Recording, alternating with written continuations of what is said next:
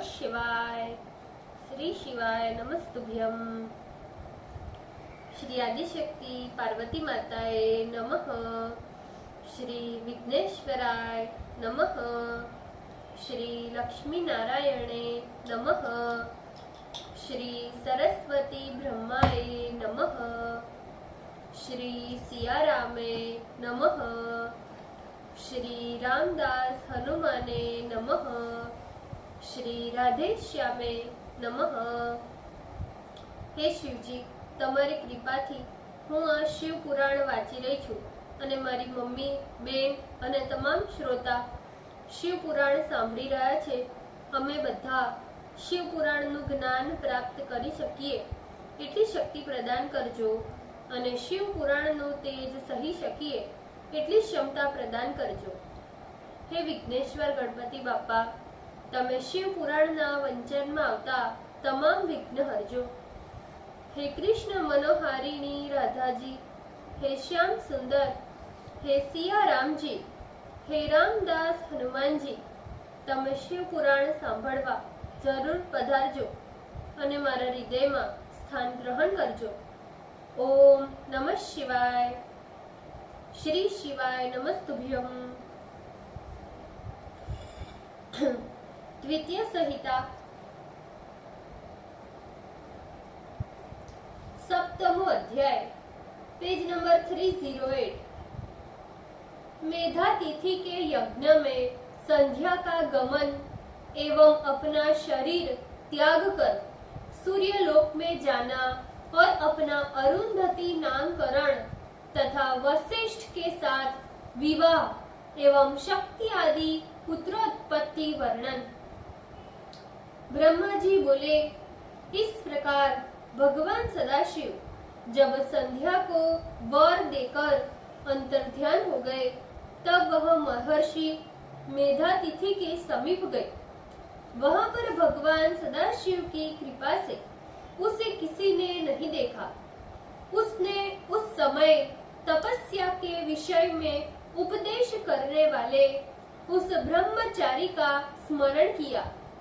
वे ब्रह्मचारी वशिष्ठ ही थे, जो ब्रह्मदेव की आज्ञा से ब्रह्मचारी का रूप धारण कर उसे तप उपदेश करने आए थे।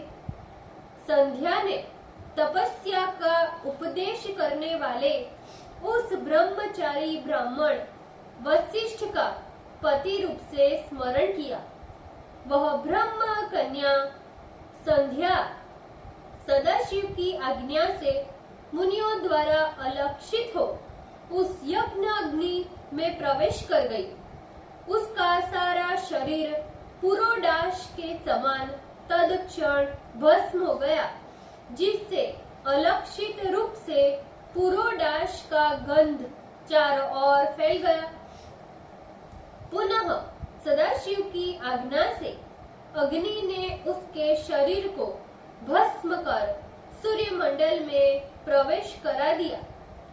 सूर्य ने इस प्रकार भस्म हुए उसके शरीर को रथ में विभक्त कर पितरों एवं देवताओं की प्रीति के लिए उसे अपने में स्थापित किया। उसके शरीर का जो ऊर्ध्व भाग था, वह रात्रि तथा दिन के बीच में होने वाली प्रातः संध्या हुई। उसके शरीर का शेष भाग था, वही दिन तथा रात्रि के बीच में होने वाली सायं संध्या हुई, जो सदैव ही पितरों के प्रसन्नता का कारण हुई।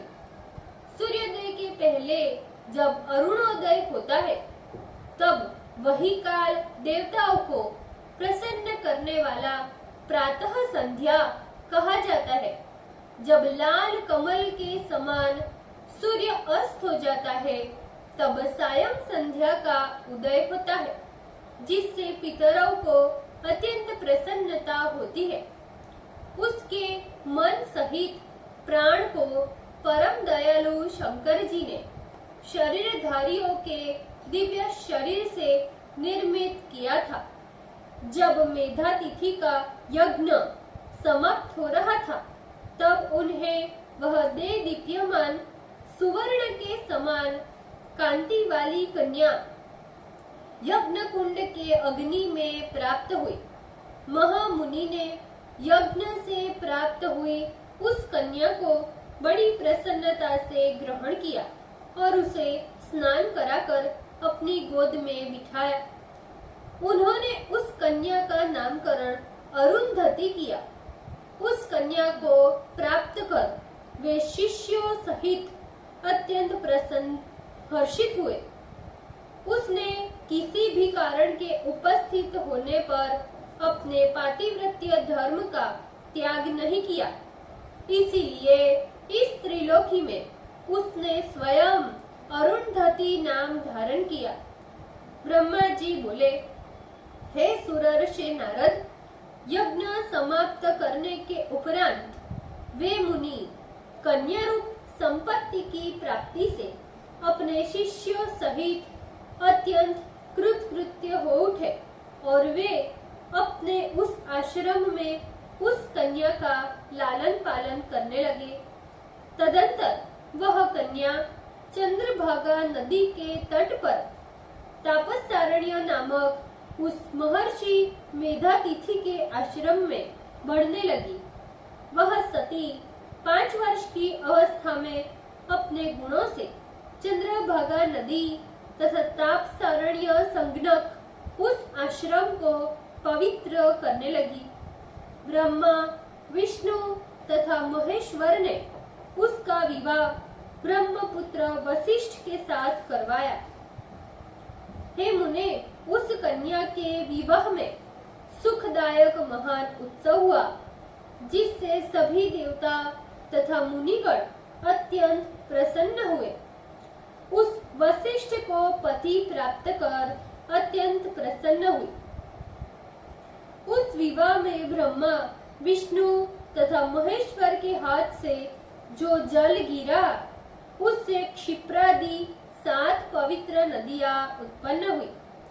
साध्वी स्त्रियों में सर्वश्रेष्ठ महासाध्वी मेधातिथि की कन्या अरुंधति है और उसने शक्ति आदि श्रेष्ठ पुत्रों को भी जन्म दिया।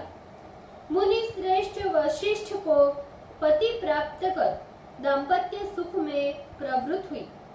ब्रह्मा जी बोले, हे मुनि सत्तम, देवर श्री नारद, इस प्रकार संध्या का चरित्र मैंने तुमसे कहा, जो अत्यंत पवित्र, पावन, दिव्य तथा संपूर्ण कामनाओं को देने वाला है।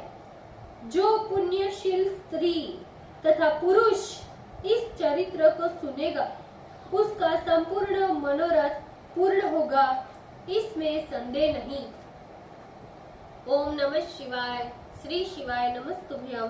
ભૂલચૂક માફ કરજો શિવજી, કૃપા રાખજો। આજના શિવ પુરાણના વાંચનનો પુણ્ય મને પ્રદાન કરજો શિવજી। ઓમ નમઃ શિવાય। શ્રી શિવાય નમસ્તુભ્યમ।